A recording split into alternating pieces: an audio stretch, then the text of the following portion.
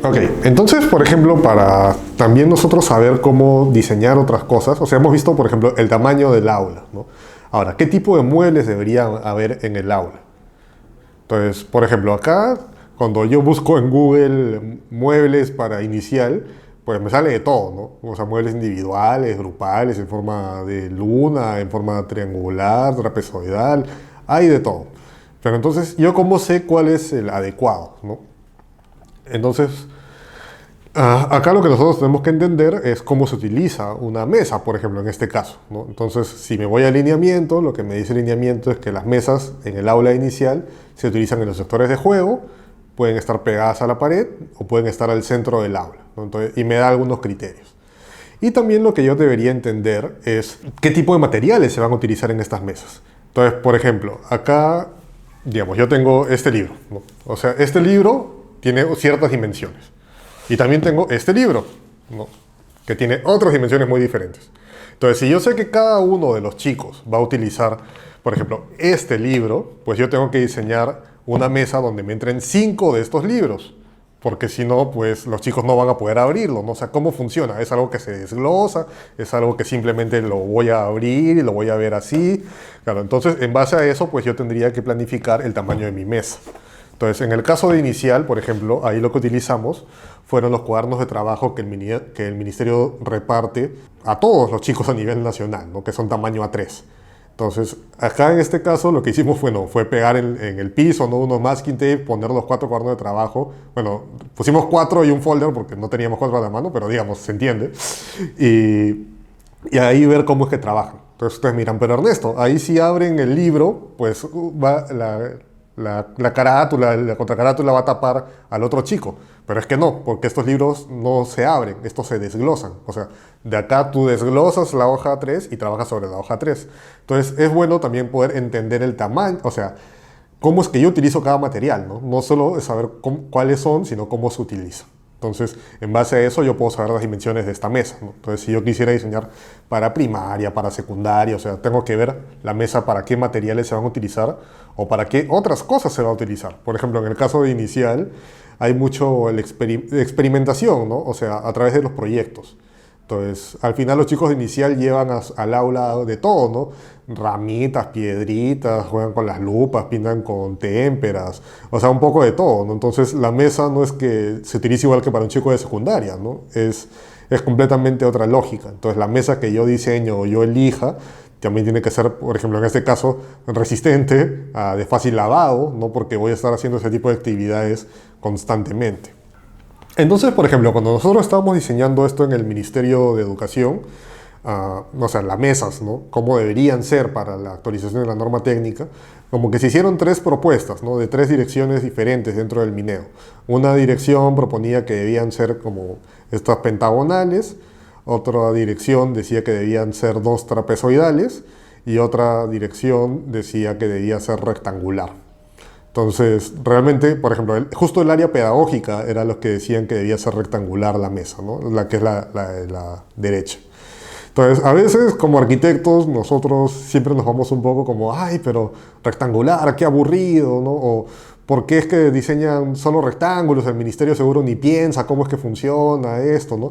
Porque siempre podría ser mejor. Ok, pero para que vean que hay que hacer el análisis antes de poder debatir qué es mejor o qué es peor, ¿no? Entonces, ¿cómo es que funcionan las mesas?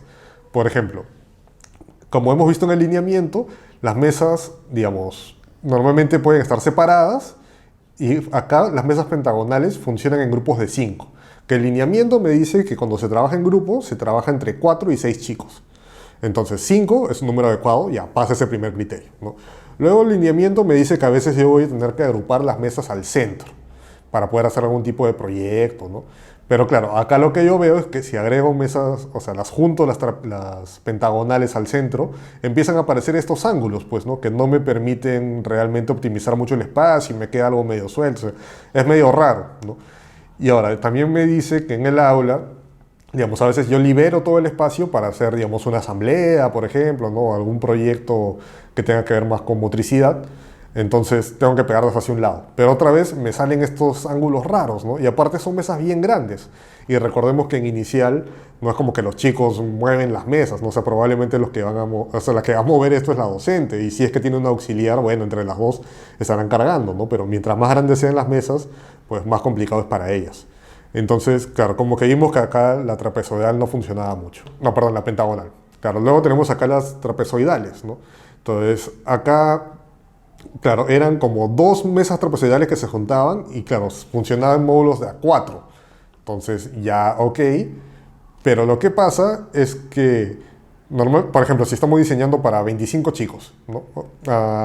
El número impar te va a quedar siempre como dos rechazados, ¿no? O sea, claro, hay 6 grupos de 4 y el grupo de los dos rechazados. Entonces, lo cual no es muy adecuado, ¿no? Ese era un primer problema.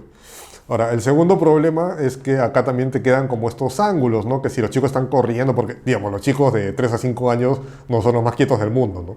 Entonces, si es que están haciendo el juego libre y se pueden golpear con uno de los ángulos, de repente no es lo más eficiente, ¿no? Aunque lo bueno es que, como son mesas chiquitas, claro, la docente sí es más fácil moverlo, ¿no? Pero en vez de estar moviendo 5 mesas, como en el caso anterior, acá está moviendo 13 mesas. Entonces es como que también es un chambón, ¿no? O sea, habría que ver qué tan eficiente es, ¿no? Bueno, y si lo pego acá a la izquierda, ¿no? Para liberar el aula, como que sí funciona, pero bueno, igual tuve que mover 13 mesas, ¿no? Esa es la cuestión. Entonces, digamos, ahora veamos las mesas rectangulares, ¿no? Entonces funcionan para 5 chicos, sí funcionan. Claro, acá hay, digamos, al costado solo se ponen 5 y no se ponen 6 porque en uno de los lados la idea es que pueda estar la docente haciendo el acompañamiento a los estudiantes, ¿no? Entonces como que la docente trae su silla y se sienta ahí o se arrodilla, ¿no? Y va acompañando a los chicos. Luego cuando las junto, digamos, no es que quedan muchos ángulos raros, ¿no? O sea, quedan simplemente como un gran rectángulo. Y cuando la muevo, claro, son 5 mesas, claro, son más grandes que las trapezoidales, pero son considerablemente más pequeñas que las pentagonales, ¿no? Entonces, si bien igual es un esfuerzo para la docente, no es tanto esfuerzo con el otro caso, ¿no? Entonces, por eso después de este análisis, lo que decidimos fue quedarnos con las rectangulares, ¿no? Entonces, claro, al final es todo este proceso que uno hace para cada tipo de mueble, cada tipo de silla, cada tipo de cuestión, ¿no? O sea, cuando ustedes vean las normas técnicas, o sea, cada una de las cosas que dice ahí es por algo, ¿no? Y es porque hemos tenido este proceso detrás de cada uno de los muebles, ¿no? Entonces, claro, ustedes pueden plantear otro tipo de muebles, sí, o sea, no hay ningún problema, pueden hacerlo, ¿no? Pero lo que a mí me interesa que se les quede es que si quieren cambiar lo que está en la norma, quieren proponer algo, tiene que ser algo que sea, pues, para mejor. Y si es para mejor es porque tienen un análisis claro de por qué es que lo han planteado así, ¿no? Entonces, un poco va ahí, ¿no? Entonces, digamos, con eso yo ya puedo empezar a hacer el mismo criterio para todos los otros espacios de mi aula, ¿no? Cómo debe ser el sector de construcción, cómo funciona, de qué tamaño, el sector del hogar y dramatización, acá tengo las mesas, tengo el sector de lectura, y con eso pues ya también me sale el tamaño total del aula, ¿no? Porque ya como sé cómo funciona cada cosa, sé el tamaño de cada cosa, cómo funciona cada tipo de mueble, cada tipo de objeto, pues ya puedo dimensionar y trabajar. Ahora, lo bueno es que igual, digamos, nosotros en el Minedo ya hemos hecho esa chamba por ustedes, ¿no? Ustedes simplemente lo que tienen que hacer es van a la norma técnica, ven los metros cuadrados, van a la norma mobiliario, ven cómo son las mesas, cómo son las sillas y la aplican directamente, ¿no?